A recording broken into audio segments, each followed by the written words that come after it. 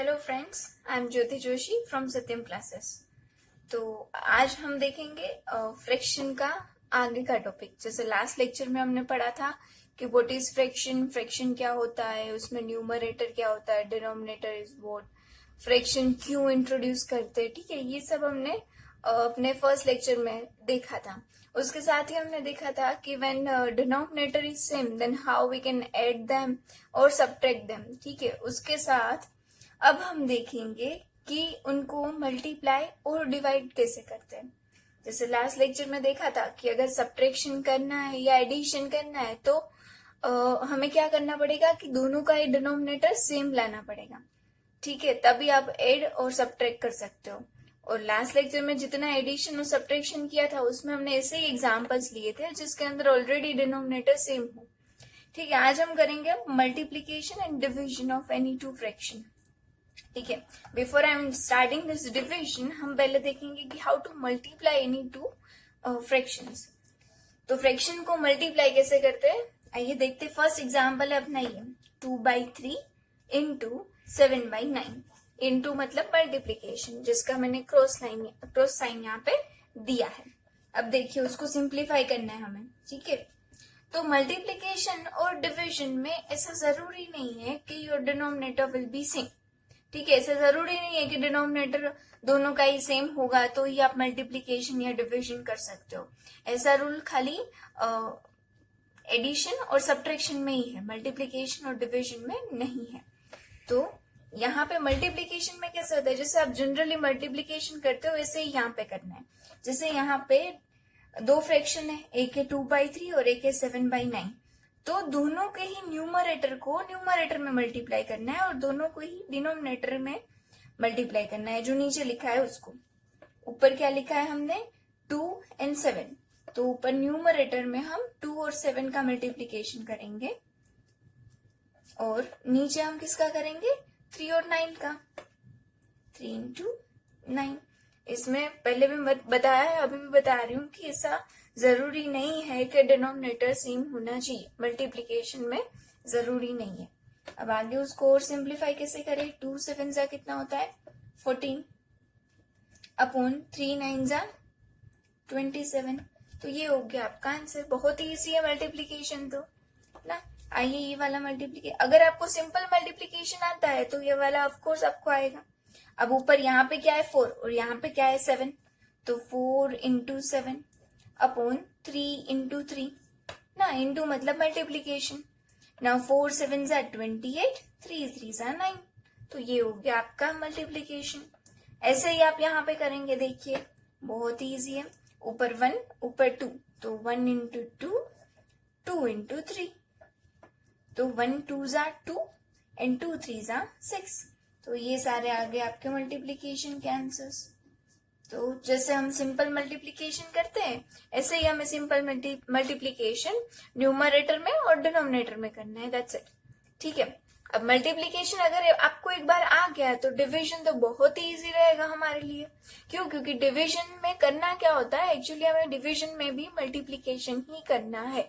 लेकिन कैसा मल्टीप्लीकेशन, ऐसा मल्टीप्लीकेशन कि जैसे ये एक एग्जाम्पल है 5/3 डिवाइड बाई 2/7। तो हम इन दोनों को डिवाइड करना चाहते हैं, 5/3 को और 2/7 को। तो हम क्या करेंगे, ये डिवीजन का साइन हटा के मल्टीप्लीकेशन का साइन लगा देंगे।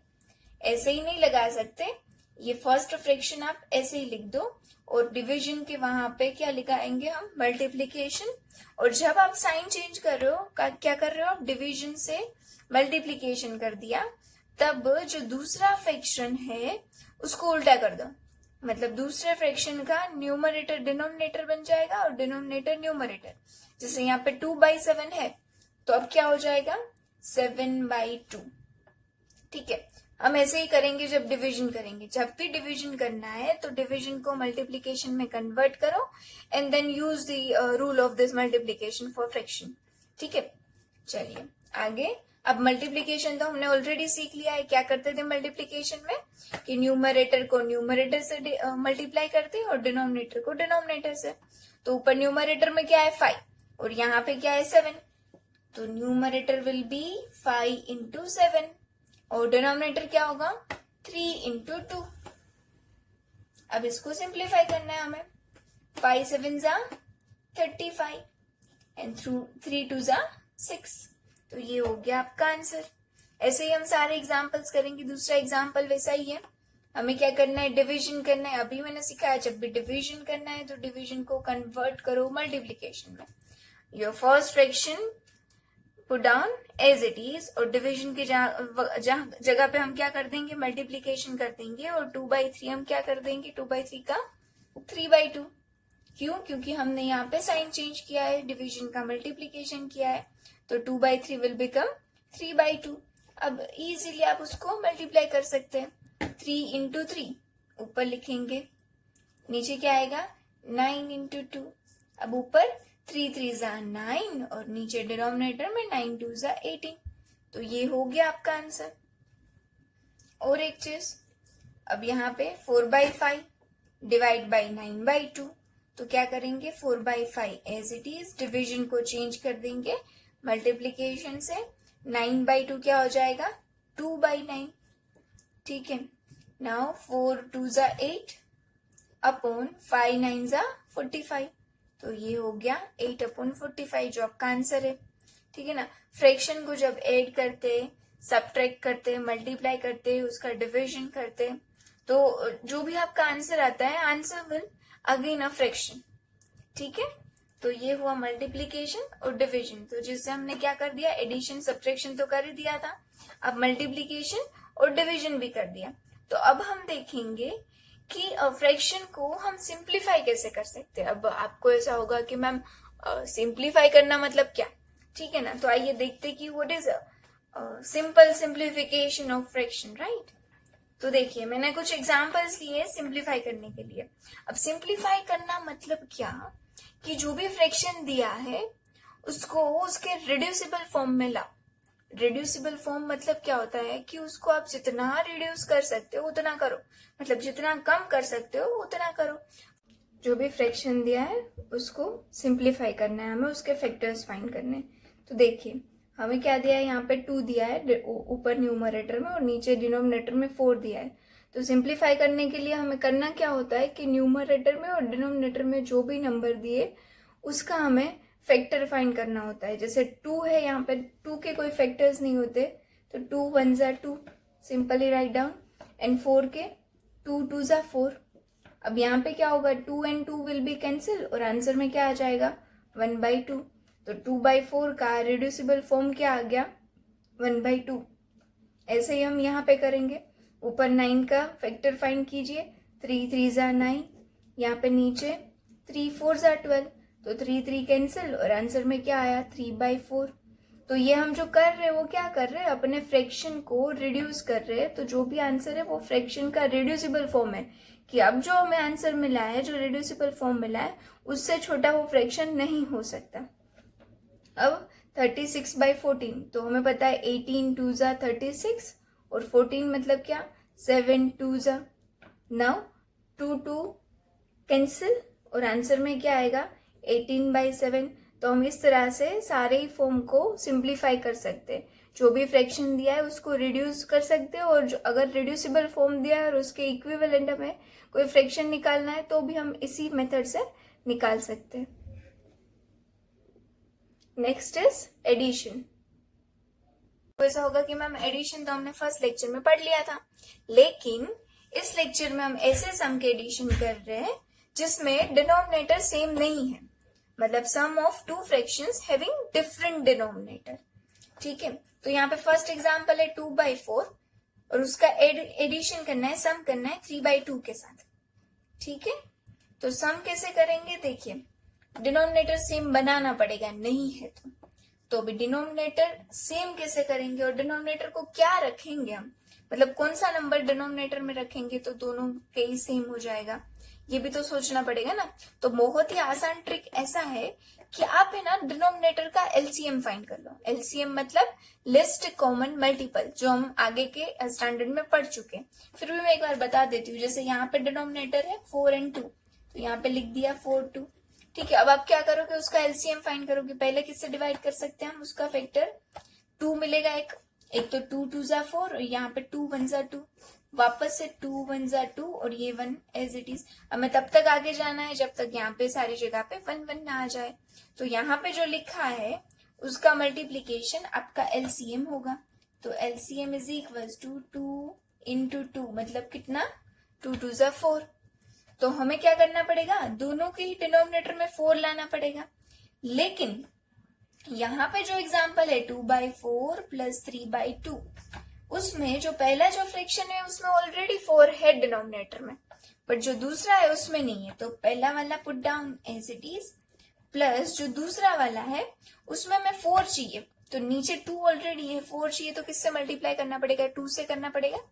तो नीचे 2 से कर रहे मल्टीप्लाई, तो ऊपर भी करना पड़ेगा 2 से मल्टीप्लाई, बैलेंस रखने के लिए। तो नीचे यहाँ पे 2/4 एज इट इज, प्लस यहाँ पे 3 2 जा 6 और नीचे 2 2 जा 4। अब आ गया दोनों का डिनोमिनेटर सेम, तो दोनों का ही डिनोमिनेटर 4 आ गया, कॉमनली लिख दीजिए। ऊपर होगा एडिशन 2 + 6। अब ये मेथड तो हमने फर्स्ट लेक्चर में पढ़ा ही था कि डिनोमिनेटर सेम होता है तो एडिशन कैसे करते हैं। अब 6 + 2 कितना हो जाएगा, 8, डिवाइड बाय कितना, 4। तो ये हो गया आंसर। अगर आंसर को आपको सिंप्लीफाई करना है तो वो भी कर सकते हैं। कैसे करेंगे, अभी तो सीखा सिंप्लीफिकेशन, कि सिंप्लीफिकेशन के लिए क्या करना पड़ता है, आपको फैक्टर्स फाइंड करने पड़ते हैं। 8 के फैक्टर्स 4 2 जा 8 और नीचे 4 को एज इट इज रख दो। क्यों, क्योंकि यहाँ पे 4 4 कैंसिल हो जाएगा, और जब यहाँ पे कुछ भी नहीं होता है डिनोमिनेटर में तो हम 1 लिख सकते हैं। तो आंसर क्या आ गया, 2/1, जो हमारा फर्स्ट एग्जाम्पल का आंसर है। ठीक है, ऐसे ही हम दूसरा और तीसरा एग्जाम्पल भी कर सकते हैं। ठीक है, दूसरा एग्जाम्पल 3/7 प्लस 1/2। तो अब इसका एलसीएम क्या होगा, पहले तो एलसीएम निकालना पड़ेगा। यहाँ पे 7, यहाँ पे 2, तो 2 इधर 2 से तो कोई डिवीजन होगा ही नहीं 7 का, क्योंकि उन दोनों का कोई रिलेशन नहीं है। तो 7 को एज इट इज रखो, यहाँ पे 2 1 जा 2, फिर 7 से करना पड़ेगा, 7 1 जा 7 और ये 1 का 1 एज इट इज। तो एलसीएम कितना बना, 2 7 जा 14। तो अब दोनों के डिनोमिनेटर में हमें क्या लाना है, 14 लाना है। तो क्या करेंगे, अगर 7 को 14 बनाना है तो किससे मल्टीप्लाई करना पड़ेगा, 2 से करना पड़ेगा। तो ऊपर भी 2 से कर दीजिए, और जब 2 को हमें 14 बनाना है तो किससे मल्टीप्लाई करना पड़ेगा, 7 से करना पड़ेगा। तो ऊपर भी 7 से मल्टीप्लाई कर दीजिए। अब 3 2 जा 6 और नीचे 7 2 जा 14, ऊपर 1 7 जा 7 एंड 2 7 जा 14। अब डिनोमिनेटर सेम आ गया 14 और न्यूमरेटर को सम कर दीजिए, ऐड कर दीजिए। 6 + 7 कितना होगा, 13/14। तो ये हो गया हमारा आंसर। ठीक है, बहुत ही इजी है ना। अब ऐसे ही हमें क्या करना है, थर्ड वाले एग्जाम्पल का एलसीएम निकालना है। एलसीएम किसका किसका निकालेंगे, 5 और 3 का जो भी डिनोमिनेटर में नंबर है उसके हम एलसीएम निकालेंगे। तो यहाँ पे क्या होगा, पहले तो 5 है वो बड़ा है 3 से, तो पहले 3 से करना पड़ेगा। दोनों ही प्राइम नंबर है, ठीक है। तो जब 3 से कर रहे हो तो 5 का कुछ नहीं होगा, एंड देन 3 1 जा 3। अब 5 से कर रहे हो तो 5 1 जा 5 एंड यहाँ पे 1 एज इट इज। तो एलसीएम इज इक्वल्स टू 3 × 5, जो यहाँ पे आया ना उसका मल्टीप्लीकेशन हमारा एलसीएम होता है, जो क्या होगा 15। अब हमें दोनों के ही डिनोमिनेटर में 15 लाना है, तो ये अपना क्वेश्चन है। ठीक है, अब 5 है, 15 करना है तो किससे मल्टीप्लाई करना पड़ेगा, 5 को 3 से करना पड़ेगा, तो ऊपर भी 3 से करना पड़ेगा। अब यहाँ पे 3 है और 15 करना है तो किससे मल्टीप्लाई करना पड़ेगा, 5 से, तो ऊपर भी 5 से करना पड़ेगा। हम बैलेंसिंग वो मेंटेन करना पड़ेगा कि जैसे जो नंबर आप नीचे मल्टीप्लाई करते हो वही आपको ऊपर भी करना पड़ेगा। नाउ 4 3 जा 12 एंड 5 3 जा 15 प्लस 5 2 जा 10 एंड 5 3 जा 15। अब दोनों का डिनोमिनेटर 15 बन गया, तो ऊपर सम कर दीजिए 12 और 10 का, तो वो कितना होगा 22/15। तो ये हो गया हमारा आंसर। आंसर को आप सिंप्लीफाई हो सकता है तो कर सकते हो, जैसे यहाँ पे 13 इटसेल्फ अ प्राइम नंबर, तो हम यहाँ पे उसका फैक्टर्स नहीं फाइंड कर सकते, तो यही हमारा आंसर हो जाएगा। और यहाँ पे क्या होगा, फैक्टर्स तो मिल रहे 11 2 जा 22 और यहाँ पे 5 3 जा 15, लेकिन इन चारों में कोई भी रिलेशन नहीं है, हम उनको कट नहीं कर सकते, इसीलिए ये जो है वही अपना आंसर है, क्योंकि हम उसको सिंप्लीफाई नहीं कर सकते। यही सिंप्लीफाइड मतलब फॉर्म है। रिड्यूसिबल फॉर्म उसका वही है 22/15। तो ऐसे ही हम सम कर सकते हैं, जैसे सम किया हमने वैसे ही हम सब्ट्रैक्शन करेंगे, बट वो हम नेक्स्ट लेक्चर में करेंगे। अगर आपको इस लेक्चर में कुछ भी डाउट हो, जैसे आपको एलसीएम निकालना नहीं आता है, ये मेनली कॉमन डाउट होता है सबका, क्योंकि आगे के स्टैंडर्ड में पढ़े हुए हो बट नहीं आता है, तो आप कमेंट करके पूछ सकते हो। कोई भी डाउट हो तो वो भी पूछ सकते हो। और अगर लेक्चर को अच्छा लगा हो आपको तो लाइक करें, शेयर और सब्सक्राइब जरूर से करें। Thank you.